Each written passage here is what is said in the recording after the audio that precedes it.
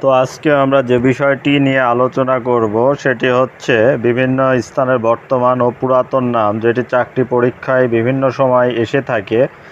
তো এটা মনে রাখা কিভাবে সহজেই যায় সেই জন্য আমি এটি ছন্দে পরিণত করেছি। তাই ছন্দে ছন্দে যদি এটা আমরা মনে রাখতে পারি তাহলে এটা সহজেই আমাদের ব্রেনে এটা সেভ হবে। তো আমরা এখন এই ছন্দে ছন্দে বর্তমান ও পুরাতন নামগুলো কিভাবে মনে রাখা যায় দেখি। চট্টগ্রাম, আমি ছিলাম পাকিস্তানের রাজধানী। পোর্ট গ্র্যান্ডে বলতো আরও, আমি বাণিজ্যিক নগরী। পূর্ব নাম শ্রীহট্ট, আমি সিলেটি। পূর্ব নাম সুধারাম, ভুলিয়া আমি নোয়াখালী। ত্রিপুরা আমার আদি নাম, বলে কুমিল্লা। জাহানারাবাদ আমারও আছে আদি নাম, বলল খুলনা। রাজশাহী বলে আমার পূর্ব নাম বোয়ালিয়া। কুষ্টিয়া বলে আমার আদি নাম নদিয়া। ময়মনসিংহ আমায় ডাকতো আগে নাসিরাবাদ।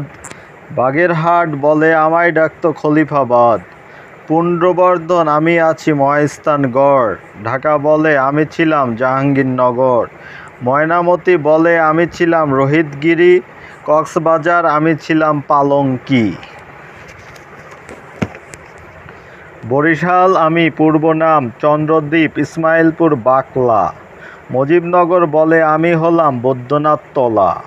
পূর্ব নাম হরিকেল, আমি রাঙামাটি। শমশেরনগর পূর্ব নাম, আমি ফেনী। দিনাজপুর গোন্ডাল্যান্ড, আমার অনেক দাম। ছন্দে ছন্দে শেষ হলো বর্তমান পূর্ব নাম। তো এইভাবে যদি আমরা মনে রাখতে পারি বা বারবার যদি শুনি তাহলে কিন্তু সহজে আমাদের ব্রেনে এই নামগুলো সেভ হয়ে যাবে এবং আমরা সহজেই চাকরির পরীক্ষায় এই নামগুলো মনে রাখতে পারবো এবং সহজেই সঠিক অ্যান্সারটি করতে পারবো।